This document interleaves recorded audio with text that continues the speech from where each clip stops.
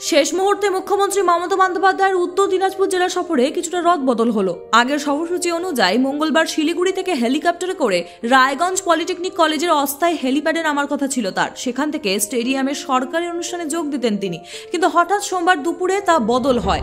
জেলা তৃণমূল সভাপতি কানাইলাল আগরওয়াল বলেন, মঙ্গলবার শিলিগুড়ি থেকে হেলিকপ্টারে করে চোপড়া নামবেন মুখ্যমন্ত্রী মমতা বন্দ্যোপাধ্যায়। সেখান থেকে সড়ক পথে ইসলামপুর আসবেন। ইসলামপুর পৌঁছে প্রায় 1 কিলোমিটার পথযাত্রা করবেন তিনি।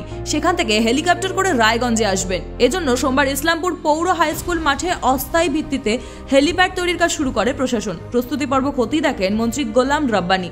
এদিকে রায়গঞ্জের মুখ্যমন্ত্রীর সফরসূচিতে সামান্য রদবদল ঘটানো হতে পারে সূত্রের খবর। জানা গিয়েছে, পলিটেকনিক কলেজ মাঠের পরিবর্তে মুখ্যমন্ত্রীর হেলিকপ্টার নামতে পারে রায়গঞ্জ টাউন ক্লাবের মাঠে। সেখান থেকে হেঁটে রায়গঞ্জ স্টেডিয়ামে সভাস্থলে পৌঁছাবেন তিনি। পথে বিদ্রোহী মোড়ে অবস্থিত গান্ধী মূর্তিতে শ্রদ্ধা নিবেদন করতে পারেন তিনি। এই কারণে সোমবার দুপুরে টাউন ক্লাবের মাঠে অস্থায়ী হেলিপ্যাড তৈরির কাজ শুরু হয়েছে। কেন মুখ্যমন্ত্রীর এই সফরসূচির পরিবর্তন? রাজনৈতিক মহলের একাংশের অনুমান, রবিবার কংগ্রেস নেতা রাহুল গান্ধী চোপড়া থেকে পাঞ্জিপাড়া পর্যন্ত জনসংযোগ যাত্রা করেন। রাহুলের এই কর্মসূচিতে ভিড় হয় চোখে পড়ার মতো।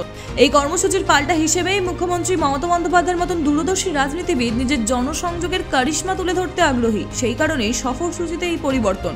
প্রদেশ কংগ্রেস নেতার নেপাল মাহাতো বলেন, রাহুল গান্ধীর এই কর্মসূচি রাজনৈতিক নয়। দেশজুড়ে ঘৃণা বিদ্বেষের পরিবর্তে ভালোবাসার বার্তা দিতেই রাহুল পথে নেমেছেন। এ নিয়ে পারস্পরিক প্রতিযোগিতা না হলেই ভালো। যদিও জেলা তৃণমূলের সভাপতি কানাইলাল আগরওয়াল বলেন, প্রতিযোগিতার কোনো ব্যাপার নেই। রাহুল গান্ধীর কর্মসূচিতে লোক হয়নি। মুখ্যমন্ত্রীর কর্মসূচির সঙ্গে ড্যামেজ কন্ট্রোলের কোনো সম্পর্কই নেই। অন্যদিকে জেলা শাসক সুরেন্দ্র কুমার মিনা বলেন, মুখ্যমন্ত্রীর সরকারি কর্মসূচি রয়েছে। এখানে সরকারি প্রকল্প ঘোষণা করবেন মুখ্যমন্ত্রী মমতা বন্দ্যোপাধ্যায়। পাশাপাশি কয়েকটি শিলান্যাসও করার কথা রয়েছে। অনুষ্কা মণ্ডলের রিপোর্ট, ক্যালকলিং টিভি, কলকাতা।